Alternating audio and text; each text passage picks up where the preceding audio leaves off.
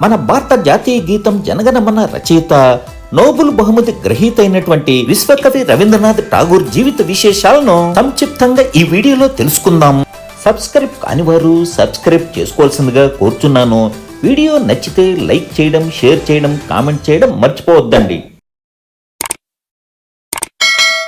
రవీంద్రనాథ్ ఠాగూర్ కవిగా, నవలకర్తగా, రచయితగా, నాటకకర్తగా, వ్యాసకర్తగా, కథా రచయితగా, సంగీతకర్తగా, తత్వవేత్తగా, సంఘ సంస్కర్తగా, విద్యావేత్తగా, భాషావేత్తగా, వ్యాకరణ పండితుడుగా, చిత్రకారుడిగా, ఒకటేమిటి అన్ని నైపుణ్యాలను కలబోసిన వ్యక్తే రవీంద్రనాథ్ ఠాగూర్.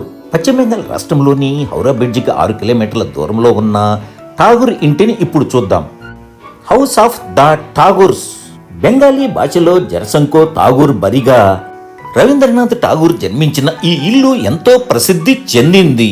రవీంద్రనాథ్ ఠాగూర్ కలకత్తాలోని ఈ ఇంటిలోనే సంపన్న కుటుంబమైనటువంటి దేవేంద్రనాథ్ ఠాగూర్, శారదాదేవి పుణ్య దంపతులకు 1861 మే 7వ తారీఖున 14వ సంతానంగా ఈ గదిలోనే జన్మించారు.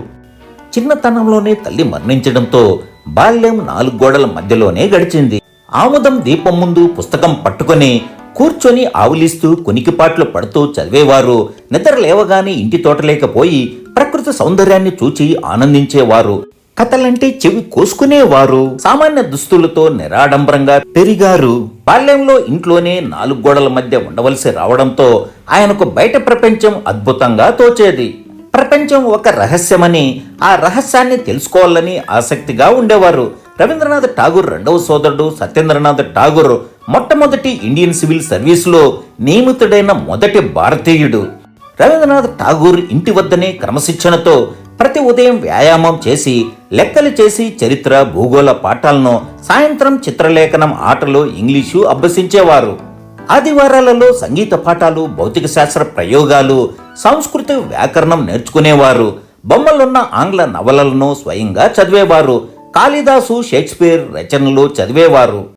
భాషను క్షుణ్ణంగా అభ్యసించి భాష పట్ల అభిమానం పెంచుకున్నారు. విశ్వకవి రవీంద్రనాథ్ జన్మించిన ఈ ఇంటినే రవీంద్ర భారతి మ్యూజియంగా నిర్వహిస్తున్నారు. రవీంద్రనాథ్ ఠాగూర్ ఇంగ్లాండ్కు వెళ్లి ఒక పబ్లిక్ స్కూల్లో చేరి ఆంగ్ల సాహిత్యం పైన అభిరుచిని పెంచుకున్నారు. అయితే ఇంగ్లాండ్లో 18 మాసాలు ఉండి ఏ డిగ్రీని సంపాదించకుండానే స్వదేశానికి తిరిగి వచ్చారు. 1883 డిసెంబర్ 9న మృణాలిని దేవిని వివాహమాడారు. రవీంద్రనాథ్ ఠాగూర్ బాల్యంలోనే అనేక పద్యాలు, వ్యాసాలు వ్రాసేవారు. వారి జీవితంలోని ప్రధాన విశేషాలను ఇప్పుడు తెలుసుకుందాం. రవీంద్రనాథ్ ఠాగూర్ను చిన్నతనంలో గురుదేవ్ అని సంబోధించేవారు. 8 ఏళ్ల వయసు నుండి రచనలు ప్రారంభించారు. రవీంద్రనాథ్ ఠాగూర్ రచించిన గీతాంజలి అనే కావ్యానికి 1913లో ప్రతిష్టాత్మకమైన సాహిత్యంలో నోబెల్ బహుమతి పొందారు. మన దేశంలో నోబెల్ బహుమతి పొందిన తొలి భారతీయుడు మరియు ఆసియా దేశాల్లో మొదటి వ్యక్తిగా ప్రసిద్ధి చెందారు. ఠాగూర్ తన జీవిత కాలంలో 93 కవితా సంకలనాలు, 12 నవలలు, 30 క్రీడా నాటకాలు రాశారు. ఠాగూర్ సంగీతకారుడు కూడా. ఆయన 2000కు పైగా పాటలు రాశారు. ఇవి ఠాగూర్ గీతాలుగా ప్రసిద్ధి చెందాయి. రవీంద్రనాథ్ ఠాగూర్ బెంగాలీ భాషలో రచించిన గీతం బంగో అమార్ జనని అమార్ గీతం పశ్చిమ బెంగాల్ రాష్ట్రంలో అధికారిక రాష్ట్ర గీతంగా ప్రకటించబడింది. మన భారత జాతీయ గీతం జనగణ మన రవీంద్రనాథ్ ఠాగూర్ రచించినదే. బంగ్లాదేశ్ జాతీయ గీతంగా ఉన్న అమార్ షోనార్ బాంగ్లా అనే గీతాన్ని కూడా రవీంద్రనాథ్ ఠాగూరే రచించారు. శ్రీలంక జాతీయ గీతానికి కూడా ప్రేరణ ఇచ్చారు. కలకత్తా నుండి 152 కిలోమీటర్ల దూరంలో తండ్రి స్థాపించిన శాంతినికేతన్లో 1921లో రవీంద్రనాథ్ ఠాగూర్ విశ్వభారతిని స్థాపించారు. ఇది దేశంలోనే కాకుండా ప్రపంచంలోనే ఎంతో పేరు గడించింది. శాంతినికేతన్ పూర్వ విద్యార్థి అమర్త్య సేన్ కూడా ఆర్థిక శాస్త్రంలో నోబెల్ బహుమతి పొందడం విశేషం. రవీంద్రనాథ్ ఠాగూర్ తన జీవిత కాలంలో England, America, Japan, China, Italy, Argentina, Germany, Sweden, France, Netherlands తదితర 30 దేశాలకు పైగా సందర్శించారు. విదేశాల్లో కూడా గొప్ప గౌరవం ఆయనకు లభించేది. ఆల్బర్ట్ ఐన్స్టీన్, ఎయిడ్స్ వంటి వారితో స్నేహం ఉండేది. బ్రిటిష్ ప్రభుత్వం రవీంద్రనాథ్ ఠాగూర్కి ఇచ్చినటువంటి the sir knighthood బిరుదును Jallian Walabagh ఉదంతానికి నిరసనగా తిరిగి ఇచ్చేశారు. భారతదేశ స్వాతంత్ర ఉద్యమానికి మద్దతు పలికారు. మోహన్ దాస్ కరమ్చంద్ గాంధీకి మహాత్మా అని బిరుదు ఇచ్చిన తొలి వ్యక్తి ఠాగూరే. రవీంద్రనాథ్ ఠాగూర్ తన రచనల ద్వారా ప్రకృతి పట్ల మమకారం, సంఘ సంస్కర్తగా దేశ విదేశాల్లో ఎంతో ప్రాచుర్యం పొందారు.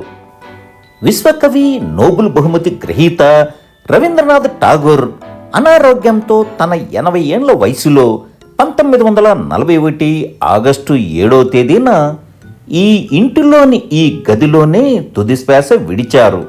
రవీంద్రనాథ్ ఠాగూర్ జన్మించిన నివాసం ఉన్న ఈ ఇంటిని మ్యూజియంగా అత్యద్భుతంగా నిర్వహిస్తున్నారు. మ్యూజియం లోనికి సెల్ ఫోన్లు, కెమెరాలు అనుమతించరు. కానీ మ్యూజియాన్ని సందర్శించిన ప్రతి ఒక్కరికి మధుర స్మృతిగా మిగిలిపోతుందనడంలో సందేహం లేదు. రవీంద్రనాథ్ ఠాగూర్ 1911లో బెంగాలీ భాషలో జనగణ మన కవితను రాశారు. 1911 డిసెంబర్ 27న కలకత్తాలో జరిగిన భారత జాతీయ కాంగ్రెస్ సమావేశంలో మొదటిసారిగా పాడారు. 1919లో ఆంధ్రప్రదేశ్ రాష్ట్రంలోని పూర్వపు చిత్తూరు జిల్లా, ప్రస్తుతం అన్నమయ్య జిల్లాలోని మదనపల్లెలోని తన స్నేహితుడైనటువంటి BT college principal James H కోరిక మేరకు వచ్చారు. ఇక్కడే బెంగాలీ భాషలోని జనగణ మన ఆంగ్లంలోకి మార్నింగ్ స్టార్ ఆఫ్ ఇండియాగా తర్జుమా చేశారు. జనగణ మనకు బాని కట్టి కొంతమంది విద్యార్థులను పోగు చేసుకొని ఈ మదనపల్లి బీటీ కాలేజీలోని బెంగాలీలో ఆలపించారు. ఈ జనగణ మనన్ను భారత జాతీయ గీతంగా 1950 జనవరి 24న రాజ్యాంగ సభ ఆమోదించింది. బానికి అనుగుణంగా ఈ గీతాలాపన చేసేందుకు 52 సెకండ్లు పడుతుంది. అప్పుడప్పుడు మొదటి చివరి పాదాలను మాత్రమే పాడే పద్ధతిలో 20 సెకండ్లు పడుతుంది. రవీంద్రనాథ్ ఠాగూరే స్వయంగా ఆలపించిన ఈ జాతీయ గీతాన్ని ఇప్పుడు విందాం.